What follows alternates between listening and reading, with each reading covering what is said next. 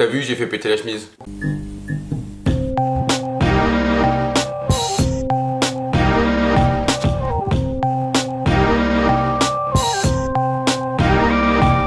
Salut les craftos, bienvenue dans l'atelier. Aujourd'hui je vais te parler de 3 trucs. Je vais t'apprendre à fabriquer une matière pour texture dans le modélisme. Je vais aussi t'apprendre comment fabriquer toi-même facilement et pour pas cher un rouleau texturé. Si tu sais pas ce que c'est, je t'invite à regarder la vidéo qui s'affiche juste ici. Et en fin de vidéo, je vais aussi te parler vite fait d'un produit que je viens de découvrir qui est super cool. Alors accroche-toi, c'est parti.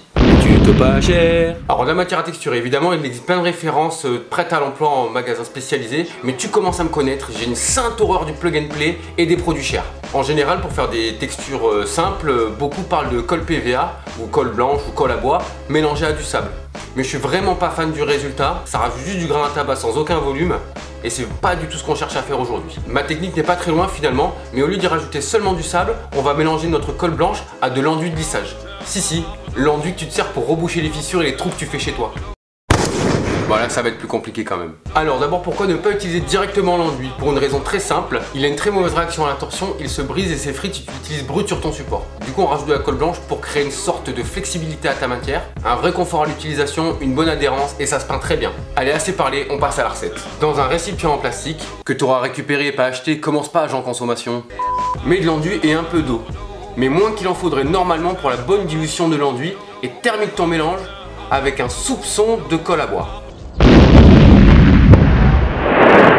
Non mais mets-en un peu quand même, il faut être malin, pas radin. Mélange avec d'une spatule, d'un stylo ou de ton doigt, ce que tu veux en fait, car c'est pas toxique. Pas toxique. Non.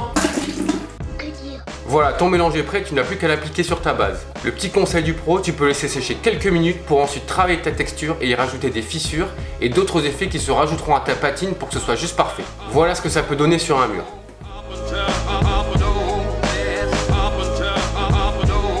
Sympa non? Tu peux aussi utiliser cette matière pour texturer tous tes rochers. Maintenant que ça c'est fait, on peut passer à la suite. Alors le fameux rouleau texturé. Comme dit précédemment, j'avais fait une vidéo sur la présentation de cet objet que j'avais imprimé en 3D, donc pour le coup c'était vraiment pas cher pour moi. Mais il faut avoir une imprimante, comme on me l'avait gentiment rappelé dans les commentaires de ma précédente vidéo. Sympathique vidéo, dommage que ce soit cher car pas d'imprimante 3D. Qu'à cela ne tienne, il y a vraiment des gens qui disent encore ça en 2020. J'ai vu tourner sur les réseaux une vidéo bien sympa qui expliquait comment en faire un. Et on va simplement le tester aujourd'hui, je vais même essayer d'y faire une variante. Et je vais tester ça sur de la pâte à modeler pour enfants. Tu auras besoin d'un rouleau de peinture, au format que tu voudras, de scotch et d'un pistolet à colle chaude. Recouvre ton rouleau de scotch, dessine la trame choisie et repasse dessus avec de la colle chaude. Tu attends que tout refroidisse, bien, et tu roules sur ta pâte. Ok, alors voilà ce que ça donne. Effectivement, c'est pas dingue, mais ça fait le taf quand t'as rien. J'ai aussi parlé d'une variante, donc on va tester tout ça avec de l'aluminium directement autour du rouleau. Donc il faut que tu crées ta texture en formant l'aluminium, vu qu'on va pas y rajouter de colle ce coup-ci. Une fois que le rouleau est prêt, le principe reste le même, il faut que tu roules sur la pâte en fait. Voilà le résultat des deux rouleaux différents. Si l'un te plaît, réutilise-le. Et si tu as d'autres techniques, tu peux le dire en commentaire, la garde pas pour toi, ce serait bête. Sans transition, je termine en te parlant d'un truc que j'ai donc découvert très récemment, la pâte à rêve. C'est une sorte de pâte à modeler. Sans gluten, si, parce que c'est un produit qui est complètement non toxique et que les enfants, même par accident, peuvent ingérer. Mais qui en séchant, prend la texture du polystyrène extrudé, ce qui permet après le séchage une découpe et une finition de sculpture.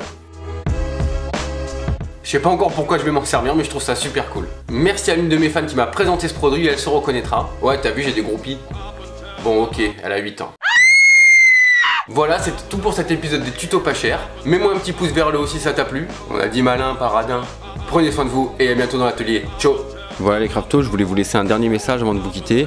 Je voulais remercier ceux qui m'ont regardé jusqu'à la fin, c'est très sympa. Et j'essaie que mon contenu soit de plus en plus distrayant, mon montage aussi. Tu peux me dire ce qui t'a plu dans les commentaires, ce qui t'a pas plu aussi d'ailleurs, parce que c'est toujours bon à apprendre je pense. Et surtout ne flippe pas comme ça. Le clip what the fuck arrive. Allez, je vous fais des bisous les craftos. Ciao.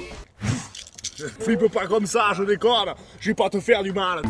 D'abord le flip dans le regard, et puis tout d'un coup tout le monde se barre.